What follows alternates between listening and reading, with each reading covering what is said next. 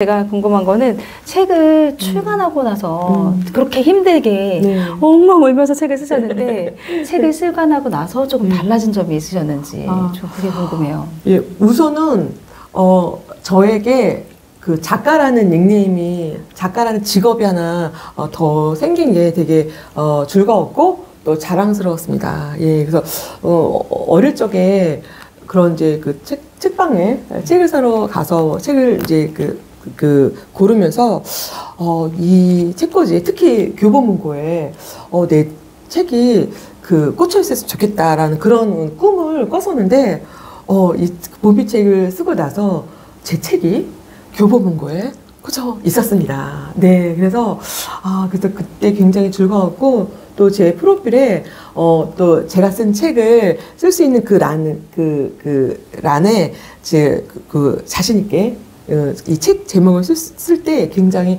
기분이 좋았어요. 그래서 뭐 강의 다니면서 또 이렇게 또 학생들에게 또 이렇게 또 사회복지사 선생님들께 또 강아지를 좋아하시는 분들께 저의 책을 선물할 수 있어서 또 커다란 그런 기쁨이 있는 것 같아요. 그리고 바쁜 와중에서도 책을 쓰는 작가야? 와, 책을 썼으면 대단한데? 라는 그런 이미지가 저 어깨뽕을 조금 좀 더 세워지는 것 같아서 책 쓰고 나서 더 즐겁게 또 제가 하는 일을 더 열심히 할 수 있는 것 같습니다. 감사합니다. 지금 책 쓰고 달라진 점이 작가라는 타이틀을 거머쥐게 되었다라고 말씀하셨는데요. 작가는 독자를 위해서 존재하는 사람이잖아요. 이제 작가님께서 이 책을 썼을 때 독자에게 가장 전하고 싶었던 메시지가 뭔지 들려주세요. 첫 번째는 강아지를 한번 키워보세요 라는 그런 메시지를 전하고 싶었어요. 제가 굉장히 강아지를 싫어했던 사람이잖아요. 싫어했던 사람이었는데 강아지를 키우면서 아이들하고 키울 때 저희 아이들이 사춘기였었어요. 그래서 학교 갔다 오면 각자 자기 방에 들어가서 거실에 나올 생각을 하지 않았었어요. 그런데 강아지를 키우면서 이 강아지가 이렇게 아장아장 걸어 다니고 이런 모습 보면서 강아지 때문에 아이들과 이야기를 하게 되는 거예요. 그리고 이제 강아지하고 재밌게 놀면서 이쁜 짓 할 때 사진을 또 아이들 카톡으로 보내줘서 이제 오늘 강아지가 이렇게 하고 놀았는데 너무 귀여웠어 하면 애들이 막 이모티콘이 막 날라오고 이런 아이들의 반응이 너무 행복했습니다. 그래서 아이들하고 소통할 수 있는 어떤 매개체가 되어서 특히 아이들을 키우시는 분들이라면 강아지를 한번 키워보세요 라고 말씀을 좀 드리고 싶었고요.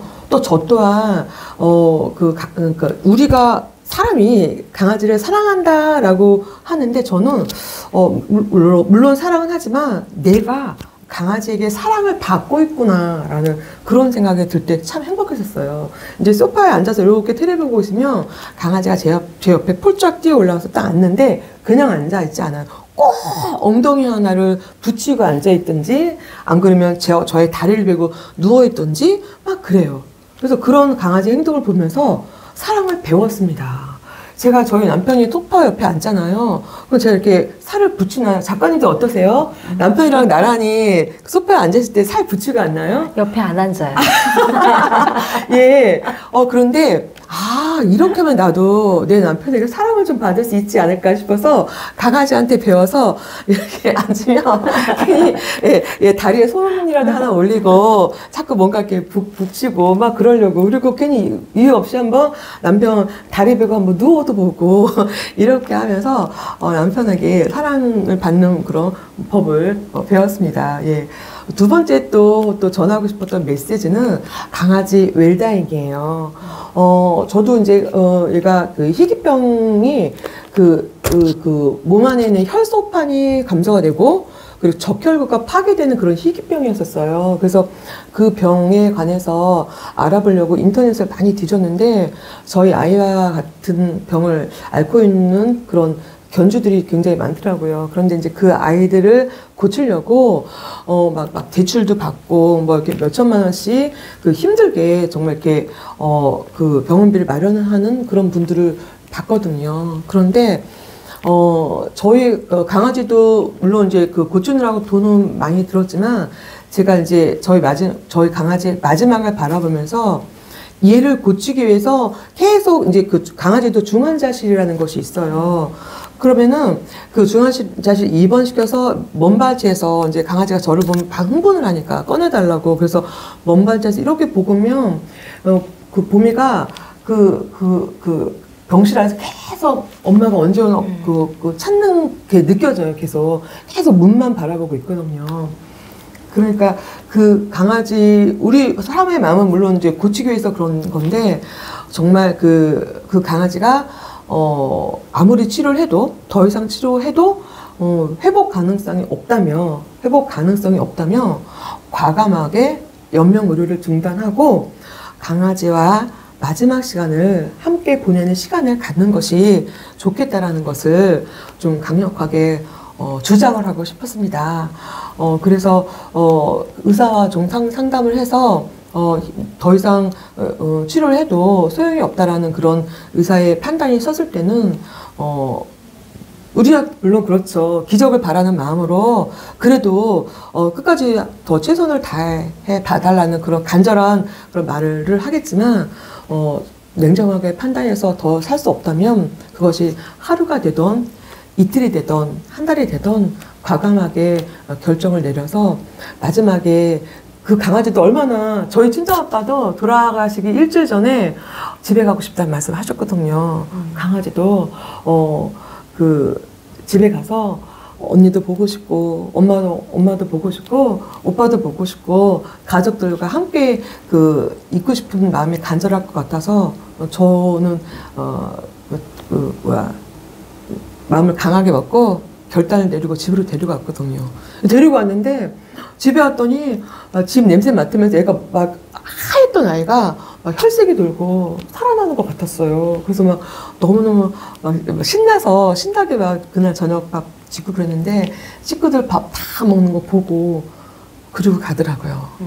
그런 모습 보면서 인간이나 동물이나 마지막 순간은 그 가족과 함께 있고 싶지 않을까라는 생각이 들어서 좀 희망이 없다라는 말을 들을 때는 우리 견주님들이 그 마지막에는 가족과 함께 보낼 수 있도록 그냥 병원에서 차갑게 그냥 혼자 두지 않았으면 하는 그런 바람입니다. 예. 그 강아지들이 이제 가면은 냉동실에서 데리고 오잖아요. 그러면은 그 병원에 있는 냉동실이 그렇게 많지도 않고 크지도 않아서 큰 강아지들은 몸을 이렇게 우겨서 이렇게 넣는 경우도 있대요. 그러면 이렇게 막 몸이 꺾어진 구겨진 그런 강아지의 마지막 모습을 볼 수도 있기 때문에 굉장히 또 충격적이거든요. 그래서 우리 삶을 인간도 마찬가지고 동물도 뭐 언제 죽을지 모르는 인생이긴 하지만 그래도 마지막을 편안하게 잘 보낼 수 있도록 우리 견주들이 조금 더 신경을 썼으면 하는 그런 바람도 있었습니다. 이게 책이라는 게 또 글이라는 게 경험하지 않으면은 쓸 수 없는 부분이잖아요. 그렇죠. 작가님께 그런 이야기를 들으니까 이게 책임감이 훨씬 더 강해지는 것 같아요. 네네네. 이게 사랑한다는 거 하나만으로 네. 이렇게 살아있는 생명을 네. 데리고 올 수 있는 게 아니라 내가 그 아이의 끝까지 책임을 질 수 있어야만 이거를 같이 사는 그 용기도 또 필요한 게 맞아요. 아닌가라는 생각이 드네요. 애기 키우는 거랑 똑같아요. 막 그러니까. 매일 목욕도 시켜줘야 되죠. 매일 산책도 시켜줘야 되죠. 똥오줌 다 치워줘야 되죠. 뭐 사료값, 병원비 이런 거 따지면 돈도 엄청 들어요. 그런 거에 대해서 그 자신이 없는 분들이 나중에 강아지가 병들었을 때 이렇게 그냥 버린 게 되어서 그래서 지금 유기견들이 많이 생기고 있는 것 같아서 끝까지 책임을 질 자신이 없는 분들은 안 키우셨으면 좋겠습니다. 네. 그 말씀이 맞는 것 같아요. 네네네. 책임질 수 없으면 그냥 이렇게 바라만 보고 예뻐해주는 것까지만 했으면 좋겠다라는 생각이 드네요. 네네네. 아마 이 책은 많은 아이들도 많이 읽었을 것 같아요. 네네네. 아이들도 많이 읽었을 것 같은데 이 책을 읽은 독자들이 네. 혹시라도 작가님께 뭔가 피드백이라든지 후기라든지 이런 걸 남겼었던 그런 얘기가 많이 있을 것 같은데 네. 기억에 정말 선명하게 남는다 이런 내용이 있으세요 혹시 피드백? 그냥 가장 기분이 좋았던 그 독자들의 이야기는 강문순 작가님이 이 책을 읽으면서 단숨에 읽었어요 라는 그 말이 작가로서 앞으로 계속 글을 쓸 작가로서 가장 기분이 좋았습니다.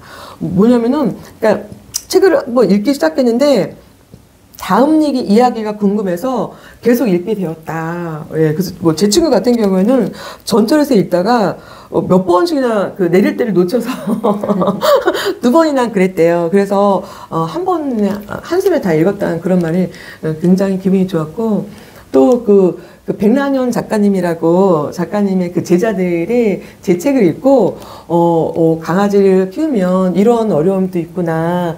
그래서 자기도 엄마한테 강아지를 사달라고 했는데 이렇게 강아지를 키우면 이 강아지에 대해서 내가 책임을 줄 알아야 된다는 것을 이 책을 읽고 깨달았다라는 그런 편지글을 저에게 보내줬어요. 그래서 막 봄이 책을 직접 이렇게 그림으로 그려서 준 학생들이 있고, 그래서 다른 사람들도 아니고 초등학생들이 읽고 또 초등학생들이 그렇게 감명 깊은 피드백을 보내줘서 작가로서 굉장히 뿌듯했습니다.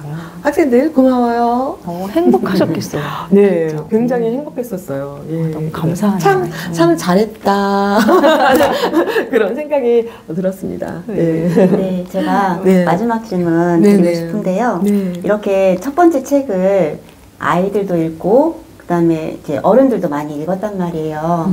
그래서 쉽게 읽었고, 그리고 이제 반려견에 대한 이야기라서 누구나 이럴 수도 있겠구나 공감을 많이 느꼈을 것 같아요. 제가 궁금한 거는 다음에 또 쓰실 거잖아요. 지금 쓰고 계신 것도 있을 거고. 그래서 이번에는 어떤 장르, 어떤 주제, 어떤 부분으로 이렇게 독자한테 다가갈 건지 말씀해 주세요. 예. 제가 강문순이가 책을 썼다 했더니 제 직업이 웃음치료 강사잖아요. 웃음치료, 또 노인 건강교육, 또 웰다잉을 강의하는 강사인데, 강문순이가 책을 썼다 하니까 당연히 강의와 관련된, 특히 웃음치료에 관련된 책이 아닐까 기대를 했는데, 딱 보니까 웬 강아지? 저희 지인들의 그 반응, 첫 번째 반응이 웬 강아지? 웃음 강사라서 웃음 이야기가 나올 줄 알았는데 강아지 책이 나와서 의외였다라는 그런 얘기를 참 많이 들었어요. 예. 사실은 그런 웃음에 관련된 책을 쓰고 싶었지만, 그래도 지금 내 삶과 지금 맞닥뜨려진 그런 그 당시에 그 삶이었기 때문에 강아지 책을 먼저 썼고, 지금 또 말씀하신 대로 반려견 키우신 분들이 지금 워낙 많아지고 있기 때문에 거기에 대한 또 책임감, 또 뭔가 함께 공감하고 누군가를 위로를 줄 수 있는 그런 계기가 될 것 같아서 썼고요. 그래서 이제 두 번째 책은 준비하는 것이 이제 웃음에 관련된 책을 쓰고 있어요. 그래서 이 책은 이제 어떤 경력 단절 여성들이 자기의 어떤 꿈을 찾아가는 과정에 뭔가 좀 도움이 될 수 있을 것 같아서 책을 쓰고 있고, 또 그 많은 직업 중 또 뭐 웃음치료 강사, 뭐 실버 체조 강사, 이렇게 그런 강사의 꿈을 갖고 계신 분들에게 도움이 되었으면 하는 바람으로 지금 열심히 촉구 집필 중입니다. 또 향후에는 제가 이제 요즘 이제 웃음치료에서 뭐 장애인 웃음, 또 노인 웃음, 또 중년 여성의 웃음, 또 그 청소년 웃음, 다양한 그 대상으로 강의를 하고 있는데, 그분들을 만나면서 있었던 웃음 효과에 관련된 사례집을 하나 써봐야 되겠다라고 또 준비 중에 있어요. 그래서 그때그때 이제 메모를 하고 있고, 또 가족과의 일상 속에 굉장히 행복했던 일들이 많잖아요. 그래서 우리가 또 일기도 쓰고 메모도 하지만 그런 일상들을 좀 미리미리 좀 써놔서 그런 행복한 어떤 일상, 그다음에 또 가족과의 또 갈등, 또 감사, 그런 것들을 좀 나의 삶의 이야기를 한 페이지를 잘 이렇게 적어 놓은 또 그런 예쁜 책을 또 만들고 싶습니다. 네, 감사합니다. 제가 번외로 한 가지 좀 궁금한 게 있는데, 기분이 막 우울해요, 갑자기. 네네네. 우울하고 축 처지고 네. 웃음도 안 나올 때 네네. 한 번에 빵 터지게 웃을 수 있는 방법이 있을까, 혹시? 아, 있습니다. 네. 저만의 비법을 알려드리도록 네네. 하겠습니다. 알려주세요. 네. 예, 다른 게 아니고 여러분들 그 헬렐레라는 그 단어 다 알고 계시죠? 알죠. 예, 우리나라에서는 헬렐레 그러면은 헬렐레 보통 제가 강에 가서 헬렐레 하면 반응이 어떻게 나오는지 아세요? 헬렐레. 보통 막 혀가 이렇게 나와서 어떻게 이렇게 다 이렇게 이상한 표정을 지으면서 웃으세요. 예. 그래서 우리나라에서는 뭐 술이 좀 취하거나 좀 얼빠지거나 정신 못 차리는 사람을 저 인간 왜 이렇게 헬렐레라고 이렇게 표현을 하긴 하는데 사실 그 헬렐레가 고대 그리스라는 그 나라에서는 그 헬레, 그 해피니스 그리고 행복합시다, 헬스 건강합시다의 어원이 바로 헬레예요. 그래서 헬렐레는 행복합시다, 건강합시다라는 뜻을 갖고 있어요. 그래서 제가 이제 처음에 웃음치료 강사가 되었을 때 처음에 요양원을 갔는데 요양원에 가면 그 중증 치매 환자이신 분들이 많으세요. 그리고 막 이제 그 감정도 없으시고 고개 막 푹 숙여 계신 분들이 많아요. 이분들은 어떻게 웃길 것이야. 그래서 제가 생각하는 게 그럼 헬렐레를 한번 해보자. 제가 그 캄보디아에 여행을 갔었을 때 그 현지 분이 그 사진을 찍어 주셨어요. 현지에 사시는 분이. 근데 이분이 한국 사람 웃기는데 단 한마디 사진 그 카메라 들이대고 다 같이 헬렐레 하면 저희 그 가족여행으로 아버님까지 12명이 갔었는데 다 같이 빵 터지고 웃는 거예요. 그때 생각이 났어요. 그래서 요양원 강의 가서 어르신들 헬렐레 했더니 어르신들이 다 웃으시는 거예요. 아, 이거구나. 그래서 저 삶에도 어렵고 힘든 일이 있을 때마다 저 스스로 헬렐레 하면서 입꼬리를 위로 귀로 쫙 당깁니다. 한번 해보실까요? 자, 입꼬리를 귀로 당기시고 헬렐레 하시는데 그냥 아하 웃고 끝나는 게 아니라 웃음 효과가 나기 위해서는 반드시 10초가 지나야지 몸에서 행복 호르몬 엔돌핀, 세로토닌과 같은 행복 호르몬이 분비가 돼요. 그래서 반드시 10초 이상 유지를 해주셔야 돼요. 소리가 안 나도 괜찮습니다. 헬렐레.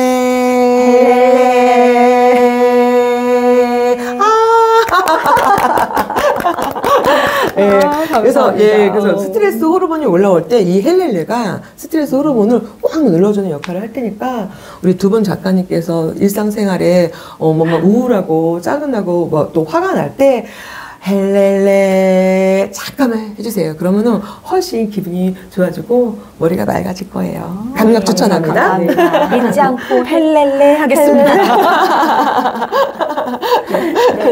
오늘은 웃음치료 강사이자 그 반려견에 관한 책을 쓰신 강문순 작가님을 모시고 인터뷰 나눠봤습니다. 책에서 그런 문장이 있더라고요. 누군가에게는 필요하지 않았을까. 지금 제 강문순 작가님의 책이 나와 가족과 그리고 그 보미한테도 서로에게 필요한 존재였다라고 생각이 되었습니다. 그래서 오늘 모실 수 있게 되어서 너무 감사하고요. 즐겁게 대화 나눴습니다. 감사합니다. 다음에 저희 우베셀 두 번째 책 나오면 우베셀 또 출연해 주시기 바랍니다. 네, 초대해 주셔서 두 분 작가님께 감사드립니다. 감사합니다. 고맙습니다.